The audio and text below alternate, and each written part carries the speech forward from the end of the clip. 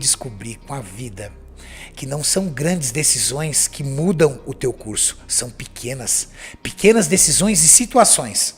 Tudo começou quando eu tinha 9 anos de idade. Eu sou de uma época que não tinha internet, eu tenho 46 anos de idade. Como é que você escolhia a sua profissão? Influenciado pelo pai ou pelo que você via na FTV? Meu pai era químico prático. Aos 9 anos de idade, isso aconteceu quando eu tinha 12. Aos 9 anos de idade, meu pai me levou uma vez para conhecer a fábrica. Eles abriram um final de semana para os pais levarem os seus filhos. Eu olhei, vi aquele monte de comprimido correndo aquelas drageadoras, aqueles reatores. Falei, é isso que eu quero ser. Quero ser químico. Então eu escolhi minha profissão de química com 9 anos de idade. Caraca, que história. Com 9 anos de idade. Você tem irmão? Eu tenho uma irmã mais velha e um irmão mais novo. E aí, com 12 anos de idade, eu vi meu tio entrando na minha casa, entregando cesta básica para nossa família para sobreviver. Porque quando meu pai perdeu o emprego, ele perdeu no plano Sarney, que indexou todas as aposentadorias em um salário mínimo. Mas o salário mínimo daquela época era o equivalente a uns R$700 hoje. Era muito baixo. E, após o plano Sarney, veio o plano Collor, ao qual ele congelou todas as aplicações. E aí, o dinheiro da rescisão do meu pai, que era tudo que ele tinha, o Collor travou. Então meu pai não tinha nem dinheiro guardado e não tinha uma aposentadoria capaz de sustentar a família. O que aconteceu? Ele virou uma pessoa inválida na cama, minha mãe foi trabalhar em faxina e os meus tios, meus parentes, entregando cesta básica pra gente ajudar, para nos ajudar. Esse foi o panorama que eu cresci aos 12 anos de idade. Com 11 para 12 anos de idade eu fui pra rua, minha mãe, graças a Deus, conseguiu um trabalho para mim entregar panfleto no Farol, da inauguração de um shopping. E aí, cara, desculpa, eu era o melhor entregador de panfleto do Farol, porque eu era o único que entregava todos os panfletos. O resto da molecada jogava no bueiro. E eu entregava com uma excelência aquilo, por quê? Porque eu não podia perder aquele trabalho. Porque se eu perdesse aquele trabalho, eu sabia que eu ia ver minha mãe de joelho, no rádio, na oração do meio-dia do Paulo Barbosa, chorando para as coisas melhorarem. E eu não queria ver minha mãe chorando. E dentro da mentalidade infantil que eu tinha, eu acreditava que aquele dinheiro seria capaz de ajudar a minha mãe ao ponto de ela não poder chorar mais. A coisa que mais torturava a mim e meu irmão em especial era ver a minha mãe chorando, debruçada naquele rádio. Eu tinha um pânico quando chegava próximo ao meio-dia, porque eu sabia que eu ia ver minha mãe dobrada de joelho chorando, pedindo para as coisas melhorarem. Eu era o melhor entregador de panfleto. Rapidamente eu deixei de ser entregador de panfleto e consegui, aos 12 para 13 anos de idade, um emprego de office boy num escritório de contabilidade, arranjado, porque você não pode trabalhar nessa idade. A gente está falando da década de 90. 14 anos de idade eu tirei carteira de trabalho. Só que aos 14 anos de idade eu também consegui passar num curso técnico. Eu saí do primeiro grau e fui aprovado num curso técnico. Fui o melhor aluno no primeiro grau. Isso me rendeu passar num curso técnico em Química. Com 14 anos eu entrei no curso técnico em Química. Com os mesmos 14 anos de idade eu fui para a rua. Eu varri o centro da cidade nas agências de emprego, tentando uma vaga para estagiar em Química, em técnica em Química, mas eu tinha acabado de começar o curso. Não dava para fazer estágio ainda. Mas eu consegui uma vaga de auxiliar de laboratório. Lavava vidraria no laboratório. Lavando vidraria no laboratório, eu rendo aí meus créditos a um rapaz chamado Pedrinho, o chefe do laboratório. Esse cara foi um salvador da minha vida. Porque ele chegou e falou assim, garoto, você tem muita vontade. Eu vou ensinar você muitas coisas da área química. E o cara que lavava vidro começou a fazer análise dentro de bancada de laboratório. Ele me ensinou muita coisa, muita. O que ele me ensinou me permitiu que aos 15 anos de idade eu entrasse numa multinacional cosmética. E ali eu fui desenvolvendo meu trabalho até os meus 18 para 19 anos de idade, quando nessa multinacional o meu diretor conseguiu emprego numa outra multinacional, que era um laboratório de controle de qualidade, e me levou junto. E aí eu fui para esse laboratório, assumi uma área e eu tinha uma chefe que me odeia até hoje. Eu nunca mais a vi, mas eu acho que ela me odeia até hoje. Por quê? Porque eu comecei a trabalhar juntamente com ela e eu tomei conta do setor dela, todo. Tudo que tinha ali de aprendizado Você e de foi parte competente. técnica, eu fui puxando. E o que aconteceu para ela? Ela entrou numa zona de conforto. E aí ela empurrou tudo para mim, eu entregava tudo, só assinava. Ela só assinava, só assinava, só assinava, só assinava. E aí? E aí um dia ela saiu de férias. E ali a turma... Quando ela saiu de férias, aí o meu diretor percebeu que os 30 dias de férias ela não fez falta nenhuma. E aí quando ela retornou, voltou pro posto dela, continuou trabalhando. E aí ela continuou executando as atividades dela e aí eu subi no meu chefe e falei pro meu chefe, olha, preciso ir embora. Ele falou, por quê? Eu falei, sim, porque sou eu que faço tudo aqui. Só que eu não tenho reconhecimento. Aí ele falou assim, não vai embora. Tenha paciência. Só falou isso pra mim.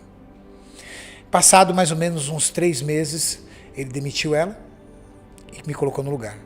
E aí eu entrei para a história dessa multinacional como líder de área, porque aí me tornei o responsável técnico, o líder de área mais jovem da história dessa empresa. E eu coordenava biólogos, engenheiros, químicos, biomédicos, sem ainda ter formação universitária.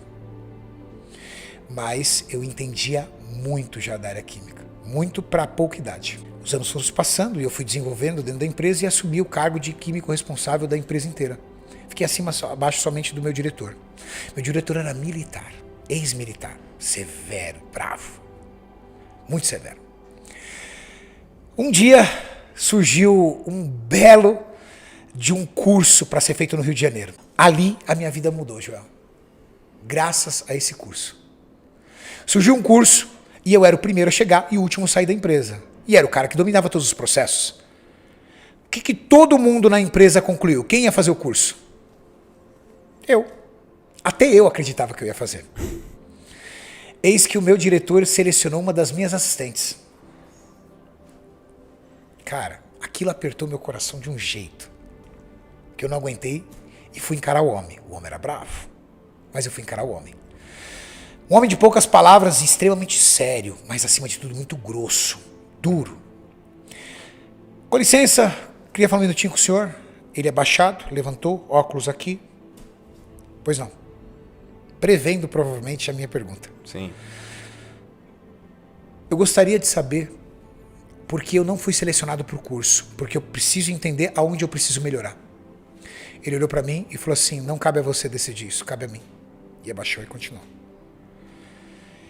Eu abaixei a cabeça, fui me afastando, aí ele, na atitude dele, acreditando que estava me fazendo bem, ele quis me fazer o bem. Eu entendo isso hoje.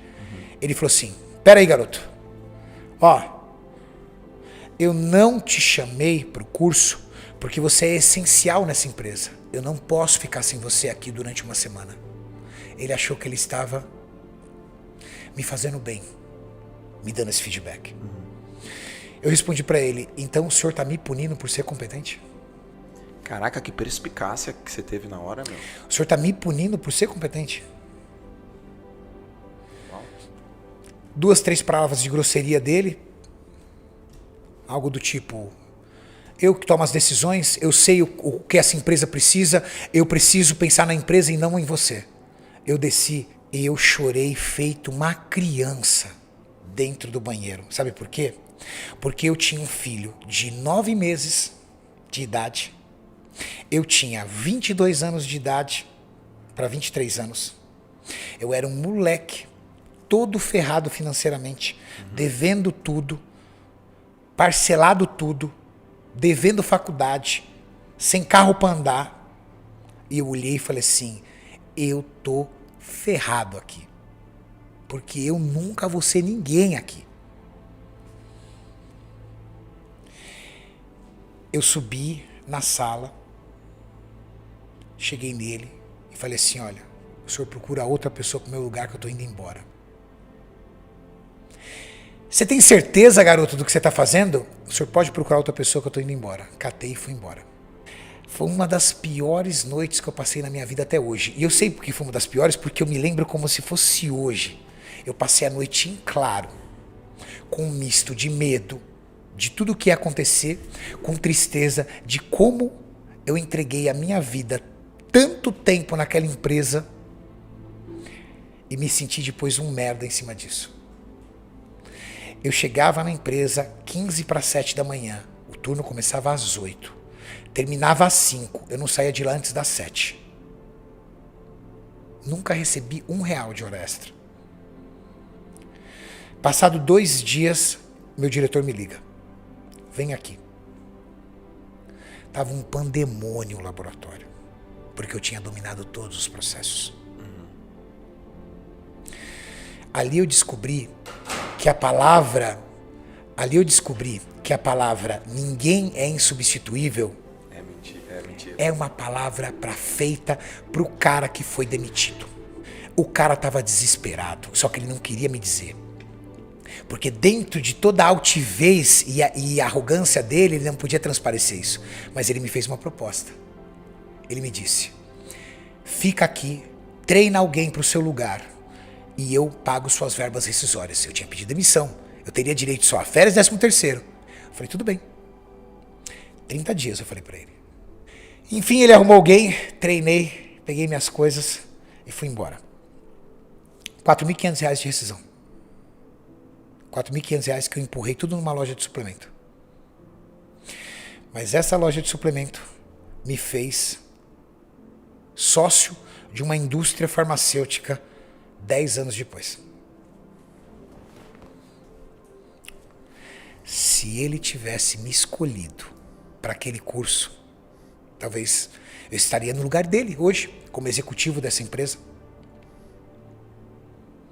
Talvez eu não teria construído tudo que eu construí e estava ali, guardando um dinheiro para a minha aposentadoria.